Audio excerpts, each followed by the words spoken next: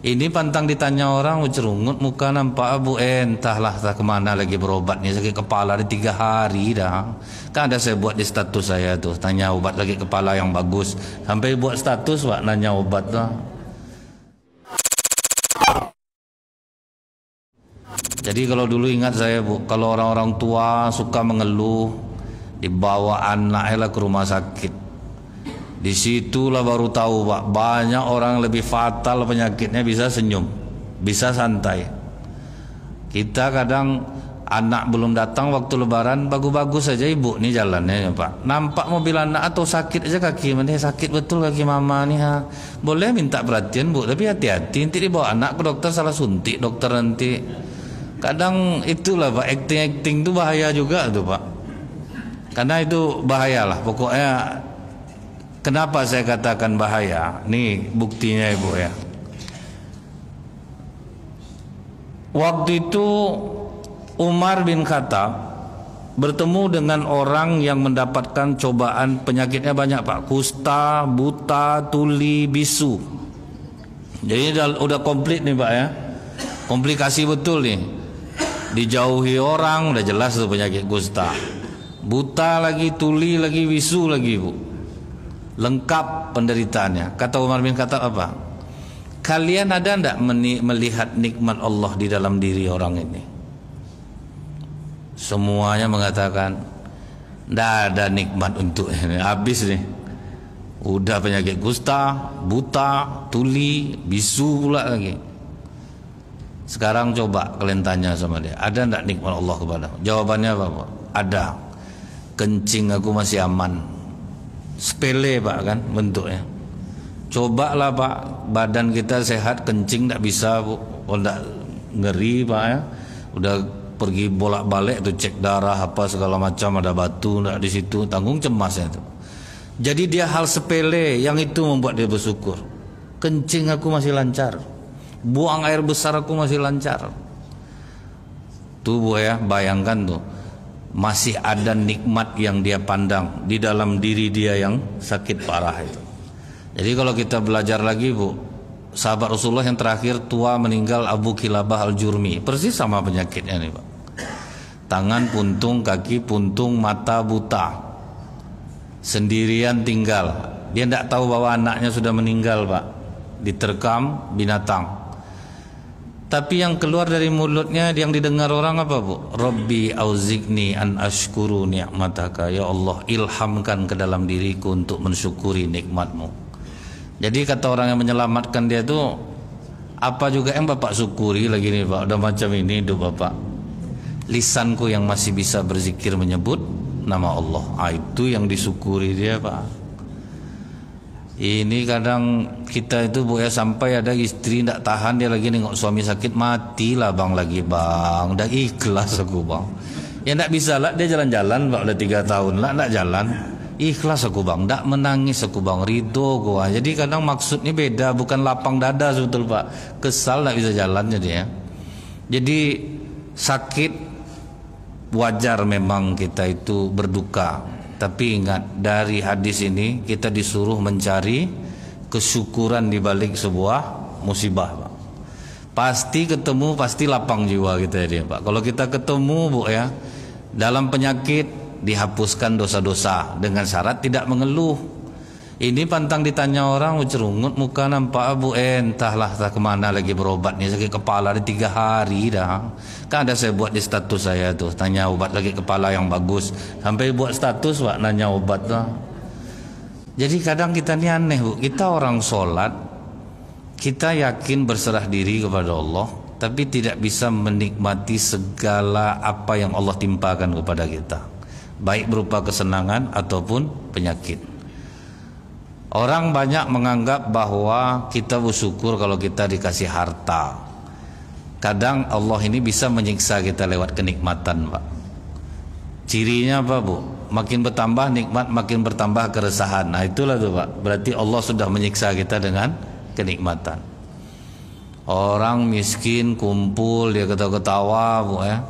Kita kaya, anak di Australia, di Amerika, di Belanda, apa guna, Pak? Tengok kawan hidup susah, ketawa sama istri sama anak, kumpul terus pak kan. Tapi kalau ada anak bapak luar negeri janganlah terkecil hati. Cuman lah rasakanlah sama bapak, itulah kadang kan.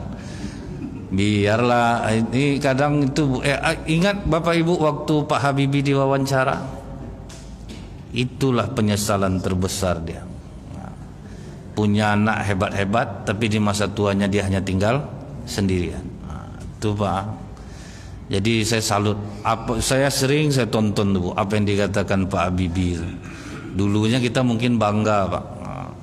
Sama seperti kata Pak Yusril Iza Mahendra, saya ketika dipanggil Pak Harto setelah dia tidak jadi presiden, bayangkan dia hanya sendirian di dalam rumah, di luar satu ajudan, tidak ada yang menemani di masa tua. Jadi memang itulah Pak ya, kita ini kadang menganggap bahwa kenikmatan itu kalau anak begini, kalau anak begitu, anak begini. Jadi bisa jadi kadang Allah menyiksa kita lewat kenikmatan, bisa jadi Allah memberikan kita kebahagiaan di dalam penderitaan. Contoh nih Pak, saya setiap Sabtu zuhur mengisi di lembaga permasyarakatan. Saya paling suka tuh Pak, habis nanti ceramah saya ajak orang-orang pejabat dulu yang dibukakan pintu mobil Pak ya, dihormati orang sampai dalam tuh Pak, lebih bersih wajah mereka. Lebih tenang jiwanya Pak. Apa kata mereka itu? Ada satu kenikmatan yang tidak akan bisa kita peroleh di luar. Di dalam ini lebih tenang, ibadah lebih tenang. Memang walaupun kebebasan itu lebih bagus katanya. Cuman kadang-kadang kenapa Allah kasih kita coba ini? Anak langsung menyingkir. Ada yang istri minta cerai, dengar hukuman suami sekian belas tahun. Tapi ada kenikmatan yang berbeda. Ada lagi saya tanya sama orang yang makan uang haram, yang pernah habiskan main judi ikan di MP itu Pak, itu dalam 1 bulan bisa menghabiskan 1,7 miliar dia duduk sana aja. Tapi katanya saya sekarang susah Ustaz, bisa ngasih anak saya lebaran kemarin saya jualan di dalam ini, dapatlah saya kasih anak saya 150.000, emak saya 300, tapi lain bangganya. Coba tuh Pak, berkah uangnya itu. Jadi tidak selamanya sakit itu musibah ternyata Pak. Bapak ibu sakit pun kadang bagus juga. Kadang bapak ini kan makin tua kan menjadi kelakuannya Bu. Dikasih Allah lah sakit supaya dia nak macam-macam lagi Pak. Kadang lain tak cerita atuk ini kalau duduk Bu. Saya malas bilangnya sama ibu, nanti marahlah ibu, nanti ke bapak tidak bolehlah duduk masjid lagi. Nah kemudian Pak, ini lihat Rasulullah memperlakukan orang. Makanya kata para ulama Pak, kalau kita berterima kasih kepada manusia, bersyukur kepada manusia, berarti kita sudah bersyukur kepada Allah. Ada peminta-minta datang ke Rasulullah. Kata Rasulullah, kasih dia kurma 1. Begitu dikasih kurma dicampakkan sama peminta-minta nih Pak. Berarti dia tidak bersyukur Pak dikasih. Pergi dia, dibiarkan aja oleh Rasulullah Bu. Jadi itulah Pak ya, kadang orang Allah benci dengan orang kaya sombong, tapi Allah lebih benci sama orang miskin sombong Pak. Jadi kalau ada bapak nengok orang susah aja Pak, tidak mungkin Allah nganiaya dia. Ada yang kena di diri dia nih Pak. Walaupun dia orang rajin sholat, tapi banyak betul musibah menimpa dia. Takutnya itu dia tidak sadar dia sombong Pak. Kadang kita nyuruh orang di masjid, bapak ini susah Pak, kalau memang tidak ada kerja bapak ansurlah cat masjid ini nanti saya berikan cat. Saya bukan masalah duit nih ya Pak ya. Itu orang sombong tuh Pak, udah susah, nak masalah duit lah katanya, tambah susah hidupnya Pak. Kita tuh jadi aja loh orang bersyukur Pak. Saya pernah cerita sama bapak ibu, udah serapi ini saya ke masjid Bu, ada atuk-atuk Pak, Ustaz saya teniat ngasih Ustaz duit 15.000 Ustaz, 15.000 rupiah Pak. Alhamdulillah, makasih banyak tuh, saya sehat ya tuh. Senang gak hati atuk tuh? Sempat saya gitu kan pula, saya pantas ngasih atuk itu 15.000, 150 untuk atuk. Itu berdosa saya tuh Pak. Jadi kalau kita susah tuh jangan sombong lagi, terima aja lah kebaikan orang. Pak saya curiga deh ketua bapak, macam ada. Lah kalau ada berubah lah ya Pak ya. Kemudian peminta-minta yang satu lagi nih Pak, begitu dikasih Rasulullah, diangkatnya kurma itu Bu. Alhamdulillah ya Allah, kurma pemberian Rasulullah. akan kusimpan, tidak akan aku makan selama-lamanya. Kata Rasulullah, kasih dia 40 dirham. Itu Pak. Jadi kalau kita bersyukur tuh Pak, memang ditambah Allah nikmat kita Pak. Dikasih orang, bersyukur kita, bertambah nikmat kita. Kami Ustaz nih Bu, banyak terimpit rezeki gara-gara itulah tuh Bu. Dikasih orang, amplop terceritakan sama orang, parah pengurus segitu. Dah diundang orang besok lagi Pak.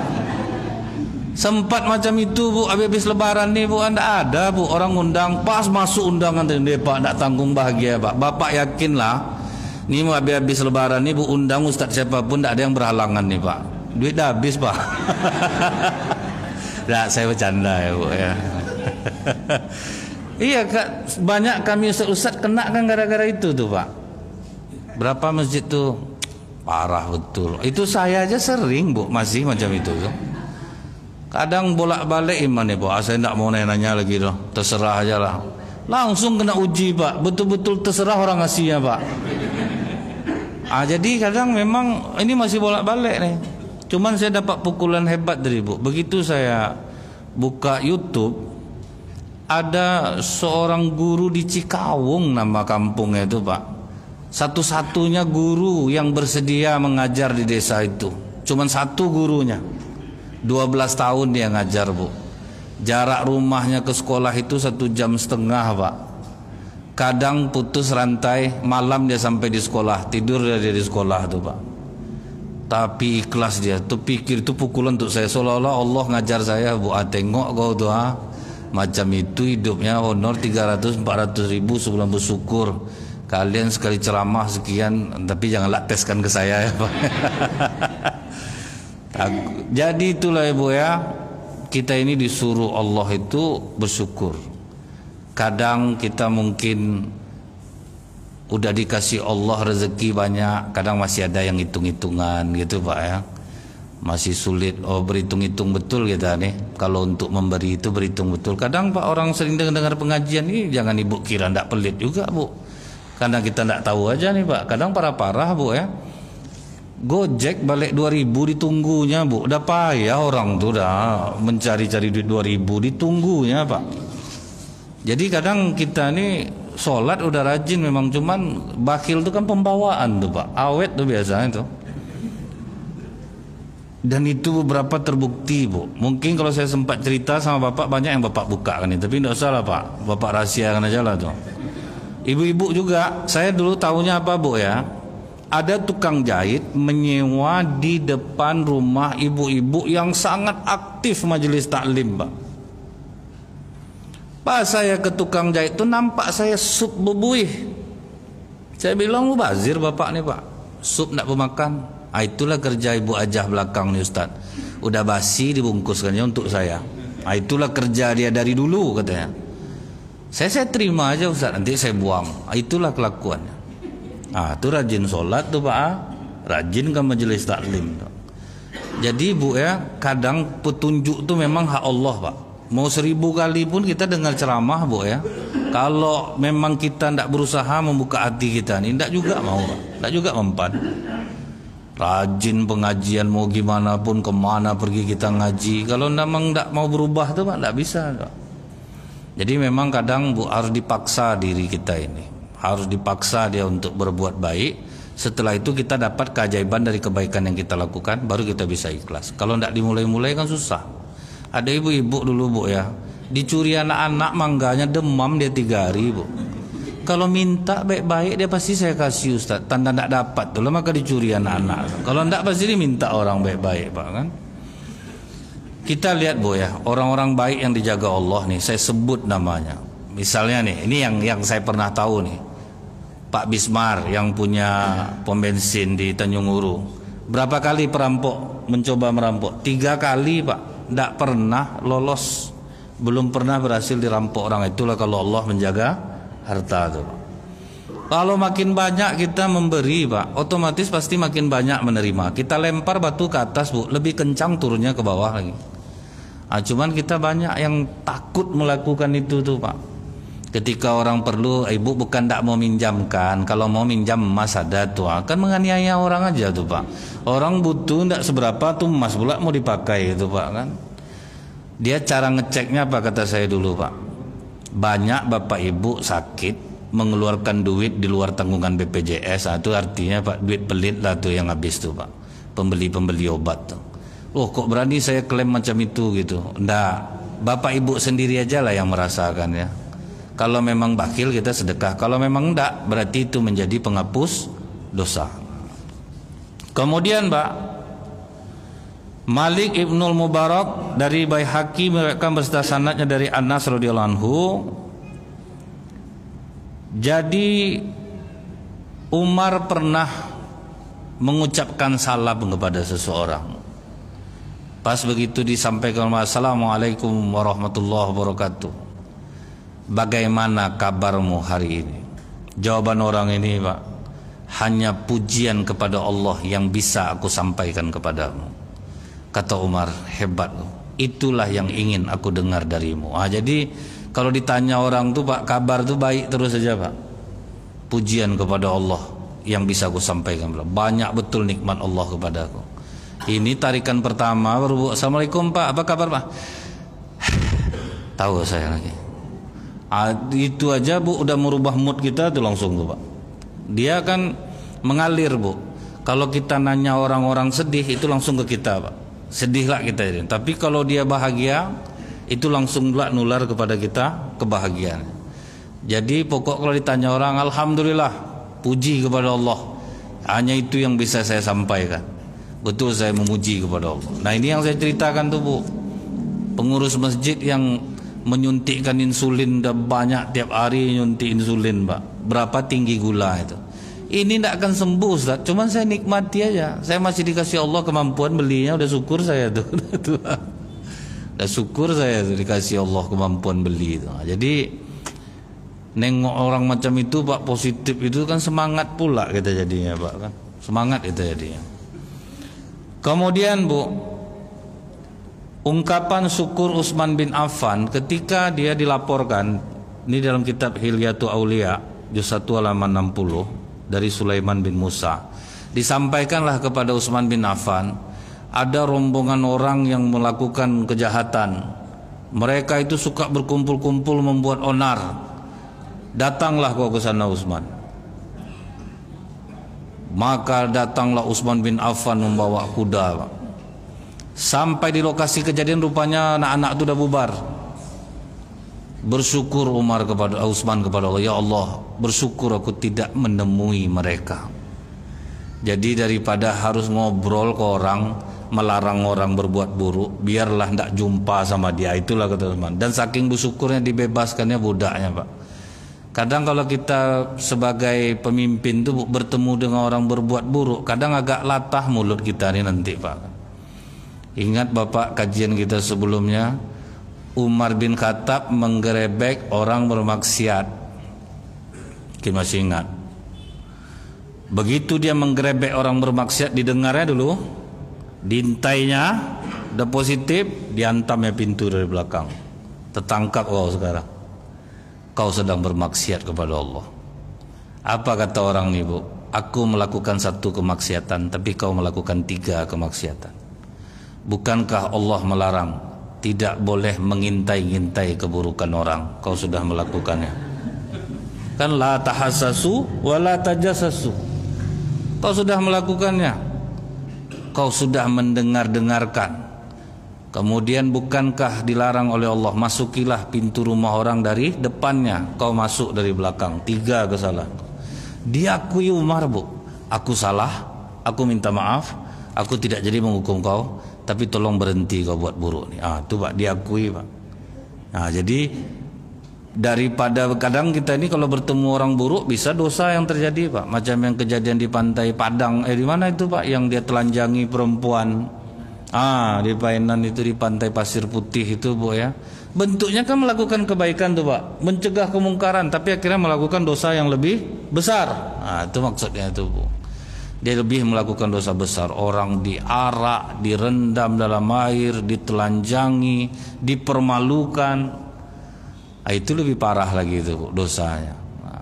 Makanya dalam Islam ini, kalau menuduh orang berzina harus ada 4 orang laki-laki yang beriman.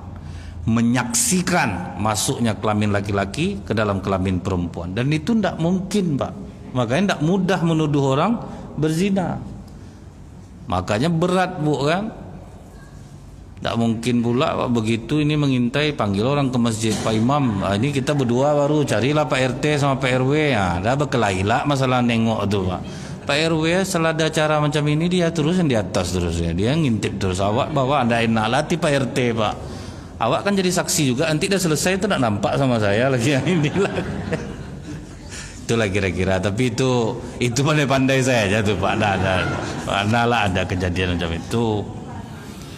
Nah, kemudian, Pak, yang berikutnya itu Baihaqi meriwayatkan dari sanadnya dari Ali radhiyallahu an. Apa kata Ali? Nikmat itu harus diikuti dengan syukur, karena syukur bertalian dengan nikmat. Antara syukur dan nikmat itu ada ikatan yang tidak mungkin untuk dilepaskan. Makanya kadang orang sering kontroversi, Bu. Banyak jual beli, Bu. Alhamdulillah lah, tak kemana lah pembeli sekarang ini, lengang betul. Berarti kan kontroversi itu, Pak. Mulut mengucapkan alhamdulillah, tapi hati mulut tidak bersyukur sebetulnya. Dia harus bertalian, Bu. Makanya ketika kita melihat orang bersyukur nikmat yang kenapa ditambah itu, dalam dunia nyata itu terbukti, Pak. Sosial eksperimen membuktikan ya, Bu, ya. Jadi ada orang susah, datanglah orang kaya, Pak, langsung mengasih duit 50.000 untuknya. Ini uang 50.000 buat Bapak puasa kan, ini untuk berbuka. Wah, alhamdulillah, terima kasih, Pak, mudah-mudahan murah rezekinya. Setelah dia kasih, datanglah tim dia, Pak, pura-pura susah. Tim dari orang yang ngasih 50.000 tadi. Pak, mohon maaf, uang saya tadi jatuh, saya butuh ongkos 5.000, Bapak ada enggak? Oh, ada. 5.000 apa cukup? Saya ada uang 50 nih, kita bagi aja. Itu berhasil berarti, Bu, ya. Begitu dia bantu, dia bersyukur, dia menolong orang pula lagi, Pak. Akhirnya datang orang yang pertama kali nolongnya. Bapak ingat sama saya? Ingat. Ini 1 juta buat Bapak. Kan itu jadinya, Pak, kan? Karena dia bertalian, Bu, rasa syukur dia tuh. Jadi menyambung dia jadinya. Ini kadang kita ini kan sering tidak ikhlas mengucapkan syukur tuh. Macam mana, Pak? Murah rezeki anak-anak, alhamdulillah lah, dompet kosong juga, tak ada anak-anak ngasih. Itu kan berarti mengeluh, ada mengeluh situ tuh, Pak, kan? Memang tidak bisa, Bu.